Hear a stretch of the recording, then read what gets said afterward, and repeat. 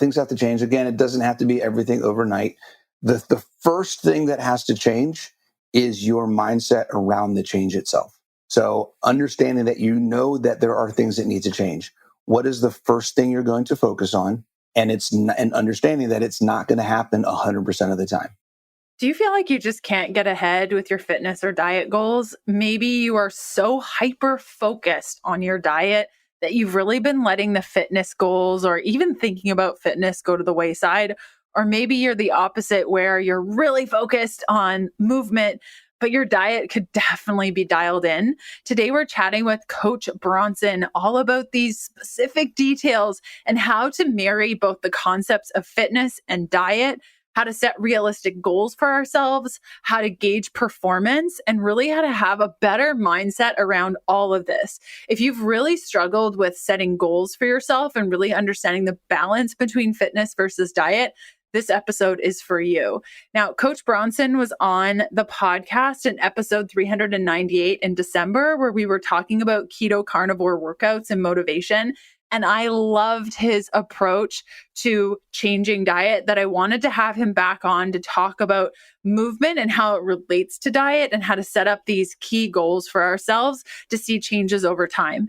If you guys have been following me for a while on the podcast and also over on Instagram, I've been sharing my personal process of working out every day since August 2nd of 2022. It has been an epic quest. I've learned so much about my body, and I definitely started with some of these little itty bitty shifts that we talk about in today's episode, which has really summed up into this pretty epic workout diet program that I'm now doing pretty effortlessly. So we're going to talk about how to change your life over time. And Coach Bronson is definitely the one to motivate us in this. So Coach Bronson got his CrossFit certification over 10 years ago. And since then, he's trained some of the best in the world of powerlifting, CrossFit, and other fitness programs and sports. You can find his book on Amazon, and you can go to coachbronson.com to connect with him. So let's get into today's conversation. Hey, my name is Leanne Vogel. I'm fascinated with helping women navigate how to eat, move, and care for their bodies using a low-carb diet.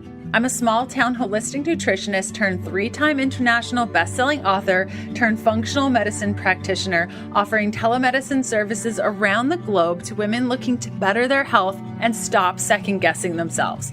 I'm here to teach you how to wade through the wellness noise to get to the good stuff that'll help you achieve your goals. We're supporting your low-carb life beyond the if it fits your macros conversation. Hormones, emotions, relationship to your body, workouts, letdowns, motivation, blood work, detoxing, metabolism. I'm providing the tools to put your motivation into action. Think of it like quality time with your bestie mixed with a little med school so you're empowered at your next doctor visit. Get ready to be challenged and encouraged while you learn about your body and how to care for it better. This is the Keto Diet Podcast.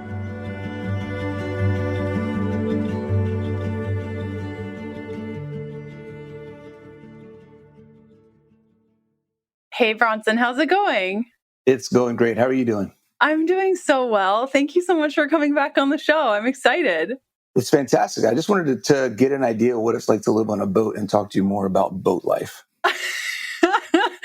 And the interview is now going to be about boats.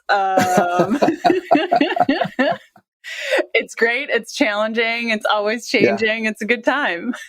That's awesome. No, definitely something that I'm interested in researching more now that I've talked to you a little bit about what life is like on a boat. Well, if you ever need resources or if anyone has questions about living on a boat, I have learned so much over the last, it'll be 5 years this August. And it feels like time has gone by. So I have learned so much. It feels like I've been doing this 20 years, but I know if you talk to cruisers that have been cruising for like 20 plus years, they're like, oh, you're so young, you know nothing. So I still have so much to learn. Well, that's the same thing in health and fitness, right? Health and nutrition and quality and working and wellness and coaching and things like that. When you're a new coach, you're like, oh, I got all this new information. I know all this stuff. I want to help people. And then you talk to someone who's been doing it for 10 years and they're like, oh, you're cute. You've got so much, you've got so many mistakes to make. That's the thing. That's the kicker. Yeah. It's the mistakes that you're going to make. And that's whether you're a coach or just a general person on the journey, right? It's so true. That's so true. I know when I graduated from school, I felt like I knew so much until I met with my first client. And then I was like, I know nothing. I'm not prepared at all. Right? Oh my goodness. And that was 15 years ago. And I still feel like I could know more. And that's why I'm hmm always learning hmm something new. Yeah. Are you the Yeah. same That's way? why, You're just constantly yeah, learning?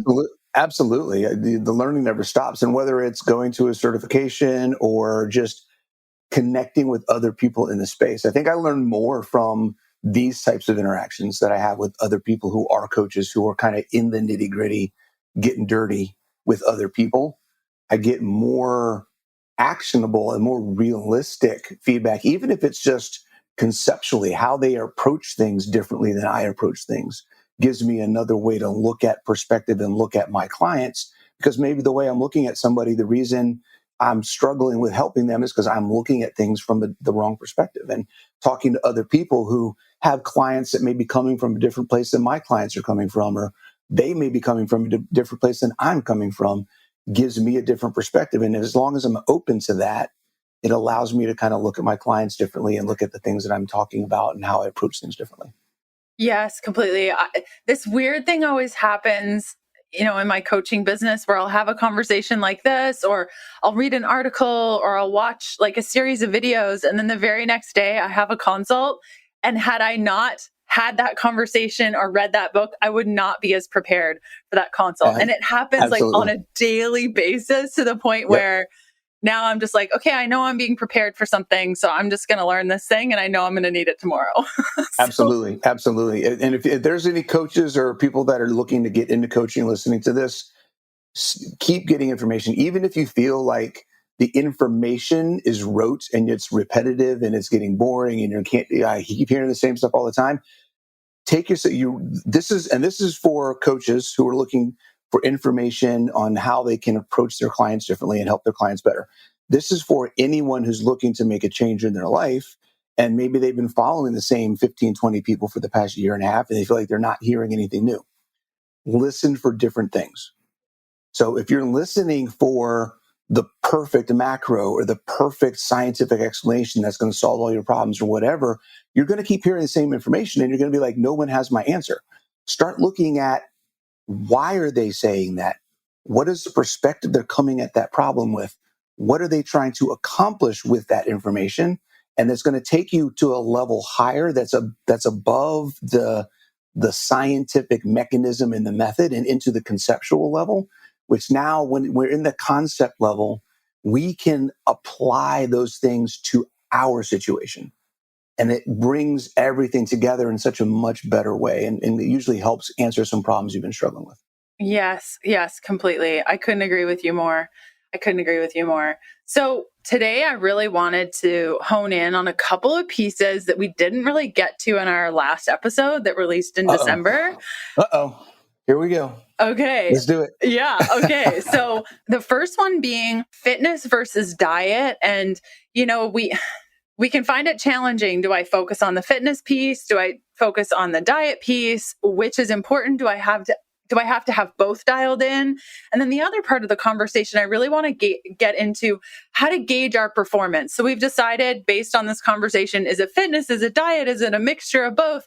How do I gauge whether or not I'm actually doing a good job in this? Because my understanding of my own body is things take time. If I'm comparing my yesterday to today, it kind of feels the same. And so I really want to get into how to gauge our progression and performance on an ongoing basis. So why don't we start off by talking about your thoughts around fitness versus diet? Okay. I think when we talk about the idea of fitness versus diet, the reason this is a discussion is because it's super easy to lose weight, even though people don't think it is. You can lose weight by eating, by not eating, I should say, and choosing what you eat more carefully and being more intentional about what you eat. It's easy to lose weight, but there's some problems with that being your focus. Okay. Some people may be going, there's no way. It's not easy to lose weight. I've been trying to lose weight for 10 years and I can't lose weight. Well, that one of the reasons it's not a good thing to keep just weight loss as a focus is because in order to do it, you have to mentally fight against a stacked deck. Your background, your education, your environment, your lifestyle that you maybe grew up in, all the food. Food is scientifically engineered to make us eat, especially if you're not eating whole foods. So there's a lot of things that are pushing you towards not being able to control not eating. So it's hard to do that.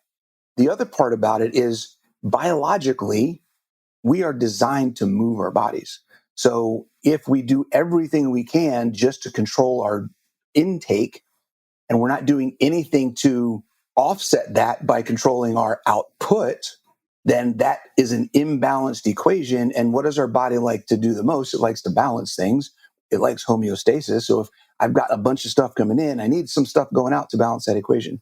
So there's a lot of, again, we're going to talk a lot of concepts today. There's a lot of conceptual things when we talk about what's better, fitness or diet or fitness or nutrition or exercise, however you want to couch that.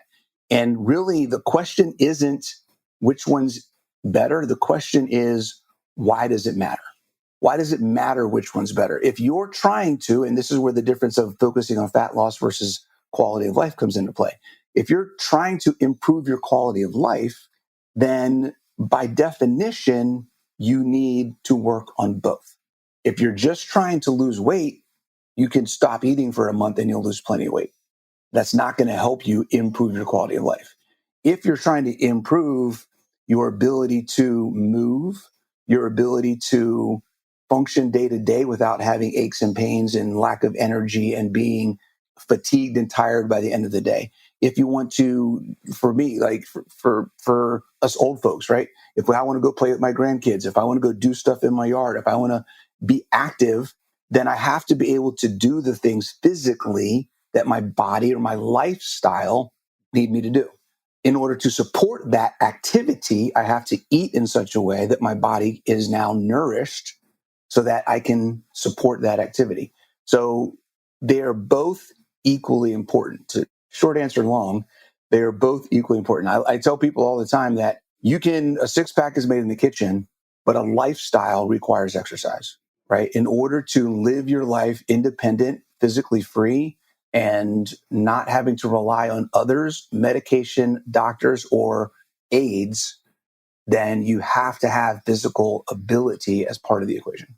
I think a lot of people feel like that is pretty far off, like the physical wellness piece. I think in a lot of people's minds, it's a matter of, well, when I lose the weight, I'll go to the gym or I'll get more physical. Do you see that often too? And Often. what's your response to that? Yeah. I see that a lot. And I also see people every single day who regret making that decision, because it doesn't matter if it takes you 2 years, 6 months, 5 years, however long it takes you to get that weight off, that is time that you could also be building physical ability. There is absolutely no need to wait until you've lost the weight. I didn't mean for that to sound the same, right? Here's the thing that people don't understand is your body's designed to move. You need nutrition to enable that movement. If you are working on nutrition without moving your body and exercising, you're doing twice the work to get the same result.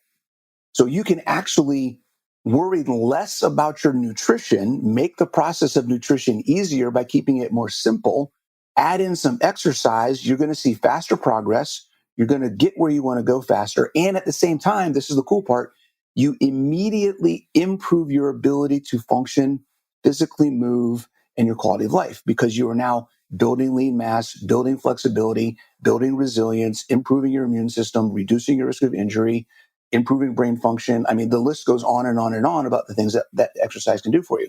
So when we wait to lose the pounds and then we exercise, we have literally wasted all of that time to improve our quality of life.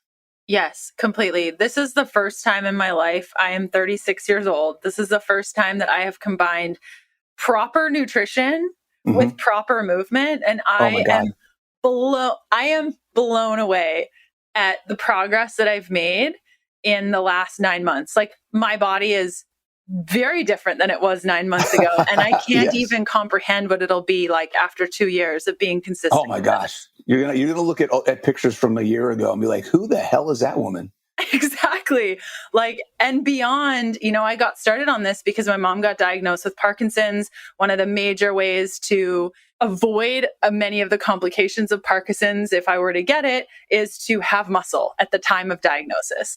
And so because this is a family issue, if I'm going to have it, I want to go in there really strong. And I said, okay, well, my macros are dialed in. I have a really good sense of my nutrition, a really good sense of my food, but I've never moved in this way. And you're right. It has been a matter of my nutrition now can be a little bit, I don't want to say loosey-goosey, but it's really shifted in what my body can handle. Way more carbohydrates than it could previously. I'm blown away at how strong I'm getting by actually eating and working out. Because before, that culture of, well, I'm going to go to the gym, I'm going to do a ton of cardio, I'm going to eat as little as possible, and I'm going to see what happens. And that is what I did for many years. And that is what happens when you focus on half the equation. When you focus on one half of the equation, the level of effort that you have to put into that half is quadruple the amount of effort than if you just split the load between the two. I mean, you're basically, it's like you're taking I don't know, what's a good analogy? It's like you're taking a horse and buggy and you're trying to put all of the work that you would normally put into an F-150, right? Because you're not spreading that around into something that can actually handle it. Your body's designed for fitness and movement to work with your nutrition. So if you're only working on your nutrition, then that's where people get stuck, because it's like you have to be 110% on your macros. You have to do every supplementation. You got to, let's try intermittent fasting. Let's try this. Let's try that.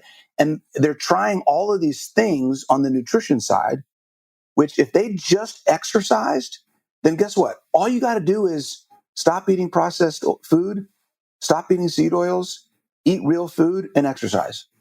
And 90% of your problems will go away. You wouldn't be stressed about your eating window. You wouldn't be stressed about, oh my gosh, am I in autophagy? Am I in ketosis? Am I in this? Am I doing that?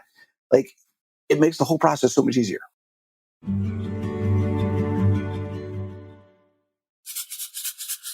Oh, that sound of magic. I just shook a packet of Element Recharge watermelon salt in your ear.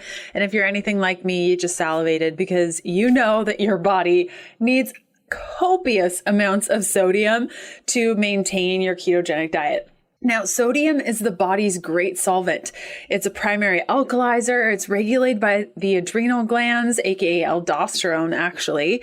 It regulates the blood pressure. It increases heart rate. It maintains fluid balance and maintains pH levels. It also influences stomach acid levels. So if you don't have enough sodium, you're not going to be making stomach acid. You're going to be welcoming in parasites and all those sorts of things.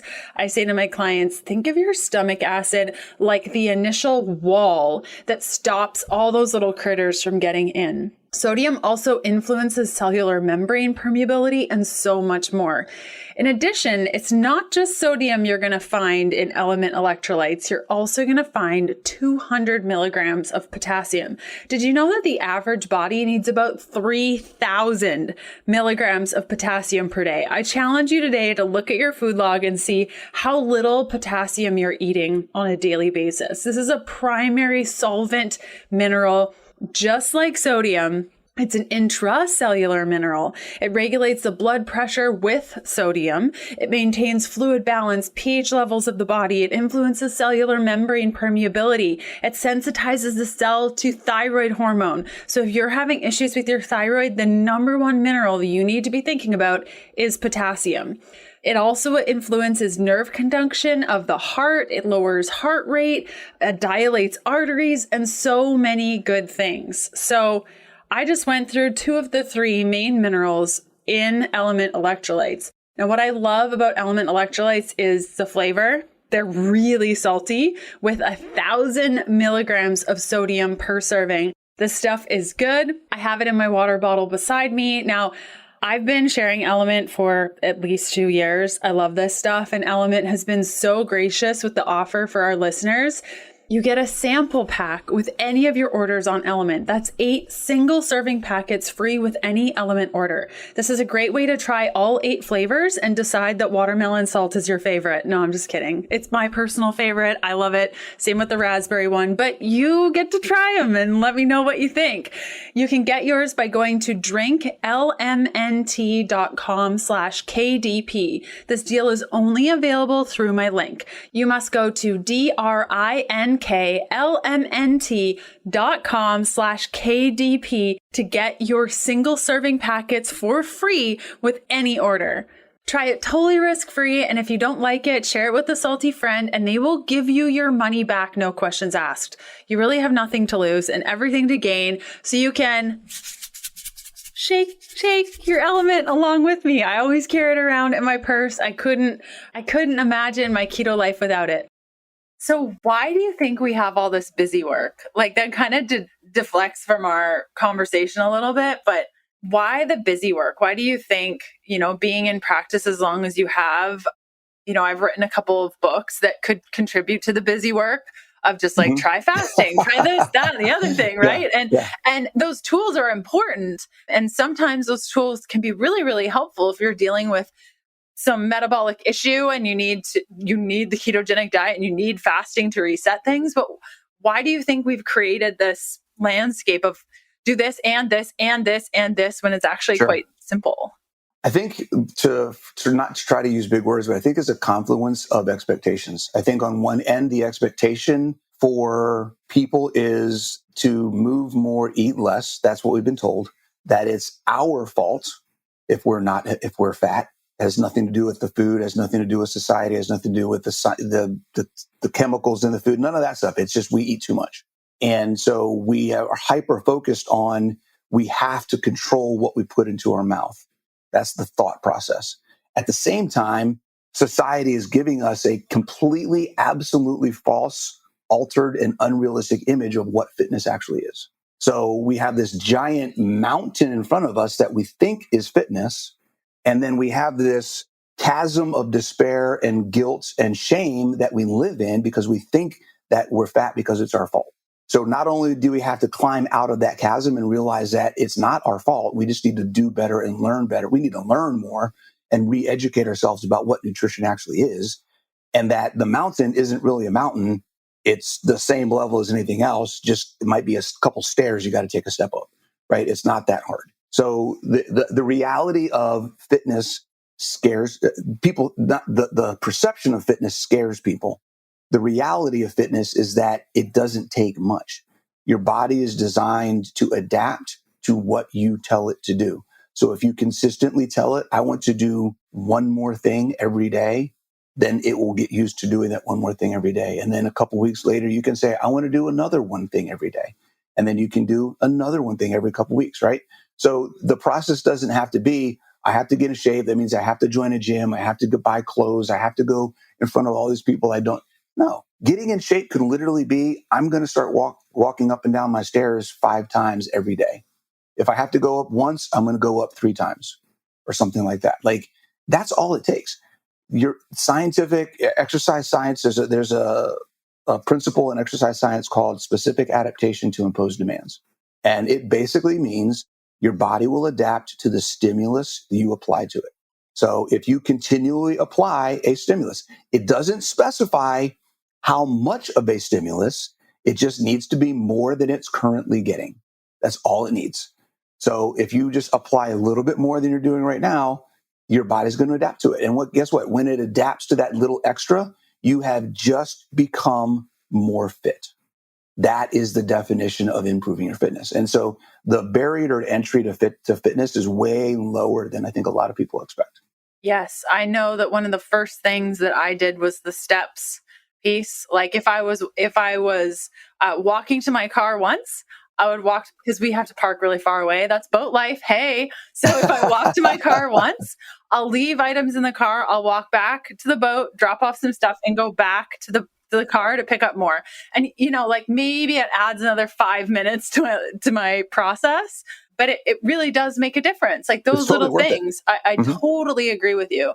The steps you mentioned, like going up and down the stairs, parking farther away, lifting 2 kids at once instead of the one, like Yep. using what you have. Is that kind of what I'm hearing? This is gonna freak a lot of people out. Make multiple trips, like you said. When you go to the grocery store, if you got a bunch of bags, don't be like a lot of people try to get all the bags and make one trip because it's easier. It's actually better for you. Take 2 trips. If you need 2 trips, take 2 trips. It's not that big a deal. Yeah. I mean, if you got to take 2 trips, then that'll work. Yeah, exactly. And one piece that you touched on was consistency. Can we just go into this a little bit more? And this kind of melds into the realistic goals piece I wanted to touch on. I think a lot of people, so we just talked about taking more trips, taking more steps, going up and down the stairs a couple of times and starting there and not having in your mind, now I have to get a new outfit. Now I got to get a gym membership and blah, blah, blah, blah, blah. What happens after we've been doing this for a couple of weeks and we expect to be totally shredded and down 10 pounds? How do we remain consistent? And is consistency really the name of the game with these things? Sure. That starts at the beginning and why you're doing it. If you don't have a reason to do this that transcends time, okay, then you're going to get to a point where you're like, why am I doing this anymore? Because you ran out of a reason to do it. So, and there's nothing wrong if you can come up with a bunch of short-term things once, over and over and over again. And every time you finish one, you got another one. Some people thrive that way. For instance, my reason for doing this is because I want to be physically independent. I've seen what it looks like for someone to waste away in their 70s and 80s and then just die, not even able to sit up in bed and say goodbye to their family. So that is nuts. I want to be deadlifting, go home, go to bed and not wake up again. Like that's the life that I want to live. And so that transcends. There's never a reason for me to stop doing what I'm doing, because the minute I stop, the minute that reality ceases to exist. And that's the level of reason or why that you need to have, something that transcends a time frame, something that is emotional, something that the emotion of your reason outweighs the emotion of your reason to stop, or why you feel like you may want to stop, or the temptation of something that's going to send you off track. So as far as consistency goes and keeping going, understanding that if you want to make this a lifestyle, what does lifestyle mean? It means the way that you live your life. Your life doesn't end until your life ends. That means this action, this habit, these things that you do to maintain your lifestyle don't end until your life ends. Yeah. And I think you touched on a really important piece there, is defining your why. What I heard you say is like making a goal to be 10 pounds lighter on your next cruise this summer probably isn't like the best way about it, or are those goals still okay? Those can be. So here's the thing. So those are goals that can align with your reason, and they can help you move towards where you want to be, but they can't be, I can't, I compare your reasons or your why. We talk about starting with your why, finding your why. I compare it to water in the desert or water in a well. Water in the desert, you don't know how long it's going to be there. Water in a well, you know for sure that's going to be there for a long time. And here's the difference. Water in a desert, you can walk up on it and it's there. And then you can walk up on it the next day and it's gone. Water in a well, you have to dig and you have to maintain that well in order to keep access to that water. It will always be in the same place, but you have to make sure that you're doing whatever you can so that it's always accessible.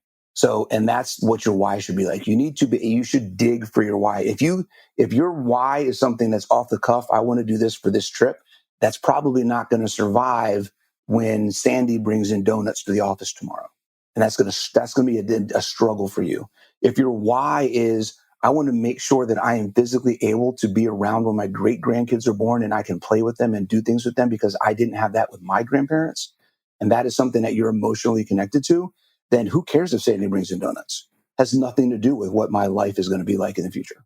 Yes, completely. And I find those short-term goals of, the 10-pound weight loss before the cruise and those sorts of things, when we are at the event, like you mentioned, constantly having those string of goals, and that works for some people. Oftentimes I find with my clients, when they're at the event, then it's like, it's on. Like, you're eating all the things, you're not moving your body, you're just totally in the space of gluttony and it doesn't even matter and you're doing everything. Yeah. And then so you got to start over again. all over again. Yeah, a lot of times people complain about it's hard for me to be consistent. And the answer is you're not consistent because you don't really know why you're doing it. Completely. And it sounds like what you said a little bit before. It starts off, especially with the movement piece and even the food piece, it starts off with just using what you got and shifting and playing with the resources that you have. At some point though, and I know I noticed this for myself over the last 9 months, really getting dedicated to this, is like my life has had to change to make space for the new life and the new lifestyle that's kind of taking over. Yes. You know, and instead of sitting and watching TV for maybe an hour before bed, I will go for a walk with my husband. Then we'll sit down, we'll have a conversation, maybe drink some tea, and then go to bed. And so Yes. it's a different life. Or when I wake up now, I'm sitting outside, I'm reading my Bible, I'm getting ready for the gym, I'm going to the gym, I've moved my clients to the afternoon, like the entire structure of my life over time. I'm not saying like the next day, but over time, over the last 9 months has shifted. And the lifestyle that I'm leading now looks completely different than the 9 month ago life. Would you agree that that's kind of the transition that you're taking through your lifestyle changes? Absolutely. I think that's a great way, not only that you're aware of those changes, but you can embrace that and then start looking at forecasting what other things would you like to see. And this is a practice that I do with my clients, is talk to them about creating that identity as a third person, or who do they want to be in 6 months, a year, 2 years, 5 years, and then write down what does that person's life look like. So the identity of your lifestyle, as like, if you say, okay, what do I want in life? I want no more medication. I want to be able to hike on a regular basis. I want to be able to lift weights. I want to play racquetball. I want to play with my grandkids. I want to go for walks with my husband or my spouse. I want to, whatever the things may be. It may be I want to be able to go scuba diving, or I used to do pottery, but my arthritis didn't let me do that. I like to get rid of the arthritis so I can do pottery again. Who knows what any individual person has, right? But write down all of those things that you would like to see in your new life and create an identity around that new life. Because what happens is we have an identity of who we are right now, and it's based on the actions that we're living. And a lot of times unhappiness comes from our reality not living up to the vision that we have of what we think is what we want. And we need to make sure we define what we want and then start making our actions match the actions of that other person. And then before we know it, then we're living that other person's life. Completely. I think one of the big mistakes, we talked about it a little bit before, is, that Monday morning feeling of like, okay, it's Monday. I'm going to go to the gym. I'm going to get a new outfit. I'm going to like park far away. I'm going to do this. And we're doing way, way too much. And then there's the mistake of, okay, that's all really great. And that's definitely the life that you want to build for yourself, but then trying to fit it into the life you currently have and changing nothing. So you still have to drop off the kids. You still have a commitment here, there, and everywhere. And there's just not enough time in the day. Things have to change. Like there's only so much time. Do you find that that's a big struggle as people want to build these diet fitness goals, that they're just not seeing that things have to drop? Yeah, things have to drop. Things have to change. Again, it doesn't have to be everything overnight. The first thing that has to change is your mindset around the change itself. So understanding that that there are things that need to change. What is the first thing you're going to focus on? And and understanding that it's not going to happen 100% of the time, but that you're going to continue to make an effort for it to happen because that's what you want that new lifestyle to look like. So if it's just the way that you think about shopping for food, that's a big thing. A lot of parents have kids, right?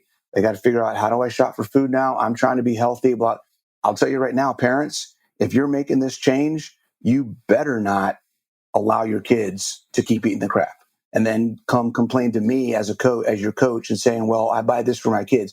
If you're not buying it for yourselves, your kids don't need to be eating it either. I'll just say that flat out. So, how you approach food in the house is a mindset thing more than it is an action thing. So understanding that I'm making this switch, this is the one thing I'm going to change. It doesn't matter if I do X or Y or Z, I know there's 18 million things I need to change in my life. But right now, the lowest hanging fruit, the one thing that I am ready to change, that I'm willing to change, and that I'm able to change is I'm not going to buy Ben & Jerry's ice cream for the family on Friday nights anymore. That may be number one, right? It may be, I'm not going to do that. I'm going to do something different. Or we're not going to go get pizza every Saturday night as a family anymore. We're going to go get wings or steak or barbecue or something instead, right? Something that's a little bit different. So the small change, and I really like the ready, willing, and able concept. If those three things don't match up, then you're trying to fix the wrong thing. Yes, completely. One thing I've noticed through this process of eating good, working out well, is building trust with myself. Like I set out to a goal. I said, I want to be stronger because I've seen how my mom has struggled with this. And every day I show up, every day I now go to the gym, which I did not start off going to the gym. You could not find me at a gym. Now, when I go to the gym and I finish and I'm like, look, I set out to do a thing, I committed to that thing, and I followed through on it, and I can trust myself with this. It's very much like the trust you build with a relationship with a spouse or a friend of they say they're going to do something, and when they don't, you lack trust toward that person. And I really feel like we can build that trust to ourselves that now, months into it, I'm like, when I commit to something, I've proven to myself that I can commit to that thing and actually follow through on it. And it is a wonderful feeling to trust yourself and trust your body and trust your word and trust the goals that you're setting you're actually going to hit. Have you seen that being a process that's helpful for people in learning how to 100%. Yeah. 100%. And I talk about this. Yeah, I talk about this all the time, is that the relationship you have with other people is the relationship you have with yourself.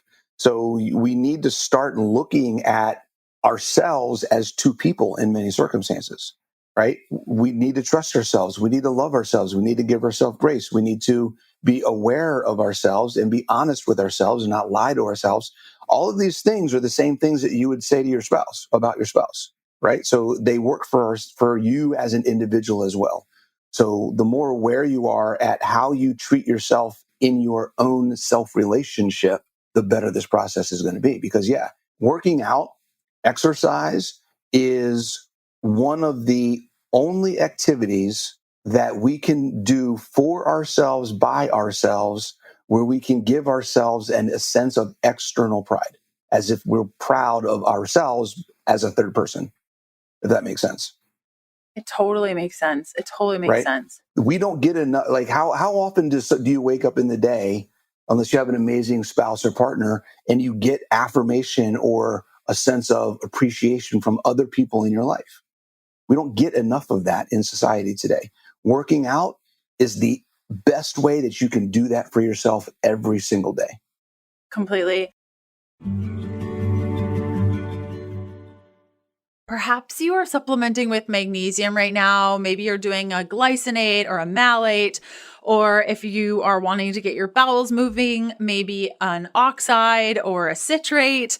Magnesium is absolutely essential. It's needed for both glycolysis and the citric acid cycle, aka making energy. It's needed for 500 different enzyme reactions. And you've probably heard this and thought, I need magnesium, and you'd probably be right. But where a lot of us fall short is the magnesium that we're choosing. I've seen magnesium levels completely regulate by taking a well-rounded magnesium supplement. What I mean by that is a bunch of different forms of magnesium in all one supplement. And that's why I really love Bioptimizer's Magnesium Breakthrough. This stuff is awesome. I pull a ton of hair tissue mineral analysis assessments month by month by month. And by far, just about everyone has a magnesium loss or absolute depletion pattern in their hair tissue mineral analysis. And I've used all sorts of magnesiums from creams to Epsom salts, magnesium salts, down to the malates and the glycinates. And I've really settled on the magnesium breakthrough by Bioptimizers. So if you are looking for a well-rounded magnesium supplement that will help to calm your mind, help you fall asleep, stay asleep, wake up refreshed, look no further than Bioptimizers. If you go to magbreakthrough.com/keto diet, that's magbreakthrough.com/keto diet, and use the code Keto Diet 10, all in caps, you'll get 10% off their magnesium breakthrough. I think what also we need to touch on as we're kind of in this realm right now is realistic expectations, because we've talked about consistency and setting those goals and understanding our why, but it can be really hard if you're looking in the mirror and you're kind of seeing the same thing every day and you're kind of feeling the same every day. And it's just hard to understand, like, at what point should I start seeing changes? Or when I look on YouTube or Instagram and I'm seeing all these people that are totally shred and nobody ever says how long it took them to get that body. Or, they say 2-month transformation and you're like, bro, I've been at this a year and I kind of look the same. Like, how do we set realistic goals? And if we're wanting to do if we want to be a totally different person, how long does that take? And what are the realistic pieces to that? Well, that's about as esoteric a question as we can get. If you want to be a totally different person, because you could be a different person overnight, right? Yeah. The minute you actually connect with your why and build that identity and commit to, this is the lifestyle I want to live, you are essentially becoming a different person right then. Just because your body hasn't caught up doesn't mean anything. You are now living a different life. You are headed in a different direction. You're on the path to that new identity becoming a reality. And that's really where the magic happens. A couple things to be honest with yourself and understand. If you're in your 30s, 40s, 50s, 60s, 70s, and you've been unhealthy most of your life, it's going to take you 5-10 years to get to what I would call complete metabolic and physical freedom. Okay. And it depends on how sick you've been, how hard you hit it, how consistent you are. There's a bunch of factors that go into that. Using myself as an example, I didn't get started in this process until I was 38 years old. Okay. I'll be 51 in 10 days, 11 days. Okay. So I'm going on, how many years is that? 13 years that I've been doing this. From 38 to 46. 46 is when I found carnivore. And that changed everything and brought the fitness and the nutrition together for me. And that's where I became metabolically and physically free. It took me 8 years to find and go through the trial and error and the changes and the up, down, the losing 70 pounds, gaining 40 pounds, losing 50 pounds, gaining 60 pounds, being healthy, being hurt, not, having IBS and all the issues that I had, and just riding that roller coaster that everybody goes on because we're focused on one aspect versus the other. For me, I was the opposite of a lot of people. I focused on fitness more than nutrition. It wasn't until I already had the fitness and then found the nutrition, put the two together, that my head went boom. And now all of a sudden everything came together. Like you're saying, it's been 9 months. You're like, oh my God, this is amazing. And that's exactly what happened for me. So 8 years of not stopping and continually looking for what's going to work best for me. If I had stopped a year in, 2 years in, 5 years in, 6 years in, 7 years in, then I would still be overweight, urgent bowels, IBS, and anxious and depressed and not going anywhere. It took that extra year for me to find the thing and put all of the pieces together. So the expectation should only be that you are not going to stop until you get where you want to be. That's the only expectation, is don't quit. Yeah, completely.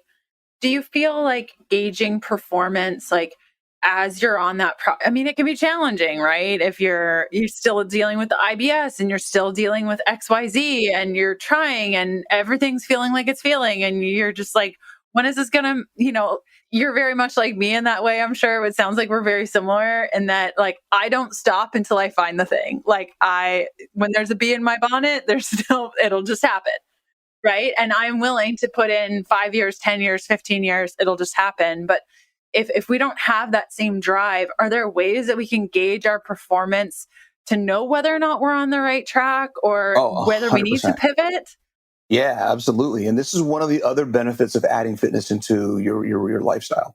Most people that I deal with, right? I deal with people every day that come to me with, I've lost 100 pounds. My A1C used to be 12. Now it's 5. My hypertension's gone. I'm not on any medications. All of these things, right? All of their air quotes health markers have gotten perfect, right? They've lost a ton of weight. They still have low lean mass. They're still over body fat. They still don't have a lot of strength, endurance, and physical ability. They still feel weak. They still feel like they're limited in what they can do. Their quality of life really hasn't improved that much. And here's the thing. Why am I stuck is the question that I get all the time. I get it consistently from people who have found keto, found carnivore, found a nutrition program that works for them. They've lost a ton of weight. They've made all these improvements. And then they run face first into a wall because they're only looking at what they put into their mouth. They're not looking at what their body can do. When we look at what our body can do, here's what happens. And I'm going to run down a couple things for you just to give you an idea, okay, of the exponential increase in what fitness adds to how we evaluate our health and our progress, okay? We have 10 components of fitness: strength, endurance, power, speed, agility, balance, coordination, flexibility, accuracy of movement. All of these things are things that can be measured, that we can say, am I getting better at any of these? Each of those 10 components of fitness affects our biology, our physiology, and our neurology. So if any of those are getting better, we know that physically our body is improving in some fashion. And the effect of those things getting better is going to be seen in the medical markers and our body composition. We also have 7 essential movements, 7 ways that our body needs to be able to function. We have squatting, lunging, hinging, walking, pushing, pulling, carrying, twisting. We have all these things that our body can do. If we are limited in any one of those, then by definition, we are physically limited in the things that we can do in our environment every single day. So there's 7 additional things that we can now look at. Are any of these things getting better, right? We have 3 metabolic pathways. We can process powerful movements by using ATP directly from our cells. We can utilize glycogen to create energy for our muscles to move. We can burn fat, oxidative, longer, more endurance type work. So we have 3 additional pathways of energy that we can train our body to get efficient at as we do physical movement and exercise, which gives us a broader range of activities that we can do, from moving a couch to hiking 10 miles on a trail. So just looking at those 20 additional markers that are based on our ability to move our body, adding those to the 5 or 7 body composition markers and the 15 or 20 or 30, depending on what you're looking at, health markers, right? We've now doubled the amount of things that we can say, there's no way that I can stall because something in this list has to be getting better, as long as I'm consistent in doing what I need to do for nutrition and fitness. Yes, completely yes. Last time we had you on the show, we were talking about squatting, and I actually had a ton of people reach out to me about the concept you just shared, about those basic movements and being able to do them with ease. And that was such an eye-opening event for so many people. That's awesome. That's awesome. And so would progressive overload fit in any of that, of just being able to lift more, do more? Does that fit into? Absolutely.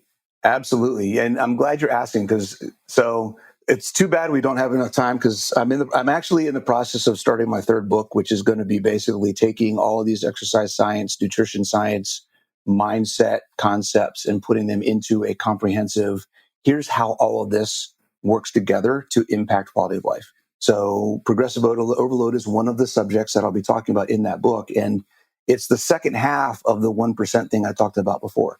So the specific adaptation to imposed demand basically says any change that you make to your body is going to make your body change. Progressive overload says once you sustain that change or that adaptation, once your body's gotten used to that additional work, just add a little bit more. That's all it really means. So you add a little bit more, you get used to it, you add a little bit more, you get used to it, you add a little bit more, you get used to it.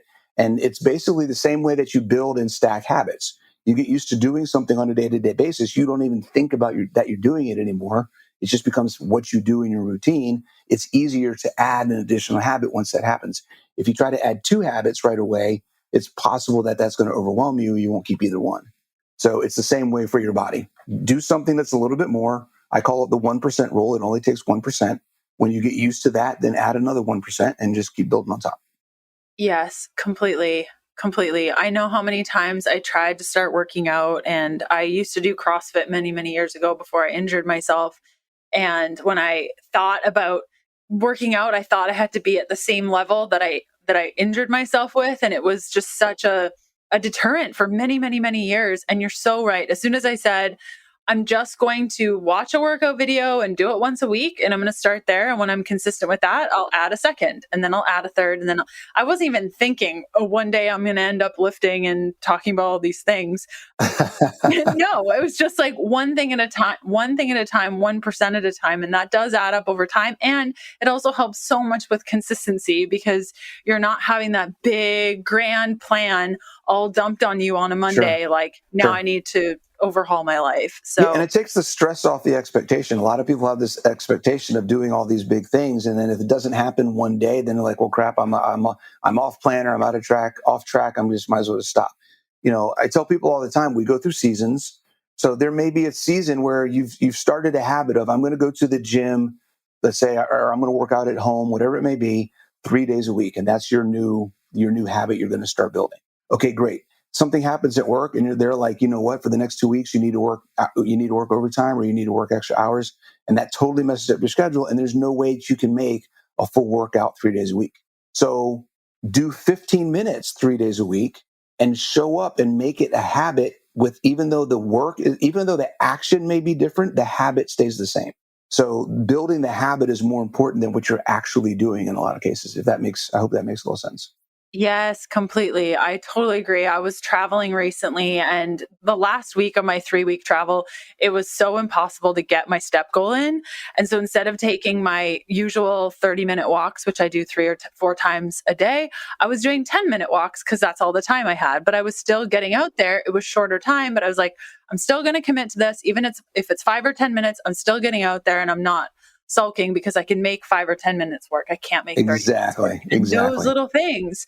And now getting back into the swing of things, I'm like, now I'm doing 30 minutes again, easy peasy, as opposed to I totally failed. I didn't do anything. And that's the other part of that, keeping trust with yourself. Now you're showing yourself that this is important enough for you to adjust your expectation so that you can keep the habit and keep moving in the direction you want to go. Yes, completely. Oh my goodness, we could talk forever. Bronson, where can people find more from you, connect with you when this book is that you're writing? Like where would they go to find that or connect to make sure they don't miss it? Yeah, so CoachBronson.com is a website. I've actually recently rebranded, so everything is Coach Bronson. CoachBronson.com is a website. The book that I do have out is Ultimate Ketogenic Fitness. It's on Amazon. People can go there and get that. And my YouTube channel is also Coach Bronson. That's amazing. Thank you so much for coming on the show today. It's always a blast. You bet. Thanks for having me. We got to do it every couple months. We got to do this. I love this. I love it. You heard it here first, guys. He committed to this. So he will be back. Coach Bronson, thank you so much for coming on the show today. Anytime. I hope you enjoyed our time with Coach Bronson today. Again, you can listen to our previous episode that we did, episode 398, called Keto Carnivore Workouts and Motivation. Check him out on his website, coachbronson.com. And if you have questions for Coach Bronson, I want to have him back on the show. So if you have questions for him, go ahead and find me on Instagram at Leanne Vogel and send me a DM of your questions for Coach Bronson, and we'll have him back on the show to go through whatever you want to go through. So again, that's at Leanne Vogel, and just send me your questions and we'll get him back on the show for the fall. Okay, have a great rest of your day. Bye.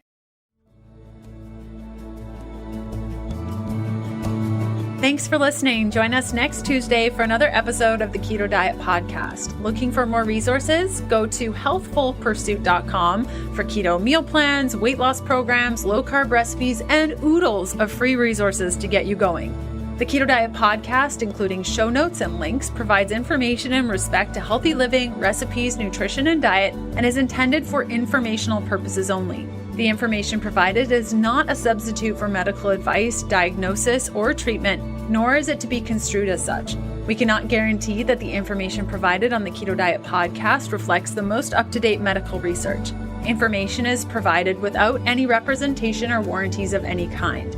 Please consult a qualified health provider with any questions you may have regarding your health and nutrition program.